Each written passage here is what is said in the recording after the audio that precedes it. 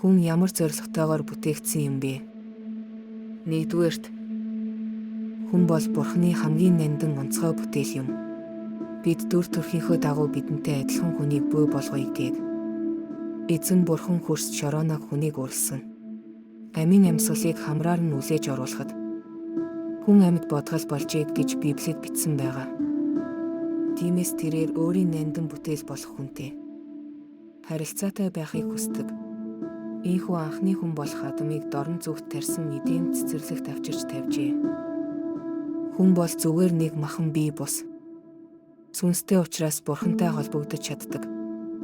Цорын ганц сүнслэг бүтээл нь юм. Хоёрдугаарт, Бурхан биднийг хайрлахаар мөн биднэр хайрлуулагдах гэж бүтээсэн. Учир нь Бурхан бол хайр юм. Бид Бурханыг хайрлсан бус харин тэр биднийг хайрлсан. Бидний нүгэлтнүүд байхад Христ бидний төлөө өгснээр биднийг хайрлах хайраа Бурхан харуулсан билээ. Бурхан биднийг ийхүү хайрлсан бол бид ч бие биеэ хайрлах учиртай. Гуравдугаарт, Бурхан анхнаасаа биднийг дэлхийг түүнийг төлөөлөхөөр бүтээж улмаар газар дэлхийг дүүргэж түүнийг эзэмшицгээ гэсэн. Далайн загас огторгуйн шууд хийгээд газар дээр хөлхөгч амьтан бүхнийг захирцгааг гэж айлдсан. Энэ нь Бурхан бидэнд удирдах, бүтээх, хамгаалах, ариун байдлаар амьдрах сүнслэг эрх мэдэл өгсөн гэсэн үг юм. Гэвч нүгээс орж ирснээр хүн Бурханаас холдож түүний дүр төрхийг бүрэн дүүрэн илтгэж чадахгүй болсон. Гэхдээ сайн мэдээ би Иесус Христэд итгэх мөчид ариун сүнс таны дотор орж ирж таныг шинэ бүтээл болгодог.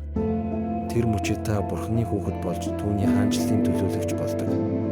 Библиэд учир нь Бурхан дэлхийг Христ дотор өөртөөгөө эвлэрүүлж тэдний гин бурууг тооцсон ба эвлэрлийн үгийг бидэнд даалгасан билээ. Иймээс бид Христийн төлөөх элчин сайд юм гэж тодорхойлжээ.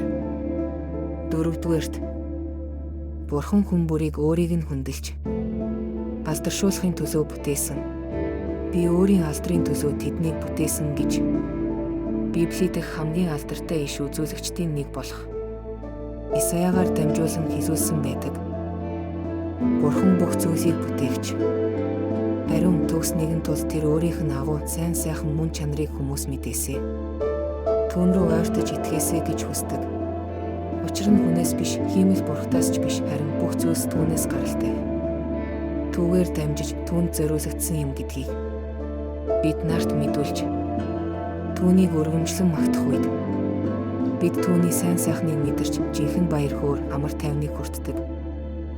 Тэгэхээр хүний жинхэнэ зорилго бол хайр ба үнэн дунд Бурхантай хамтран амьдарч түүнийг төлөөлж алдаршуулна. Түүний сайн сайхныг ба үнэнд илчлэх явдал юм. Та өөрийн бүтээгч болох Бурханаа таньж мэдхийг хүсвэл зурус үлдээгээрэй.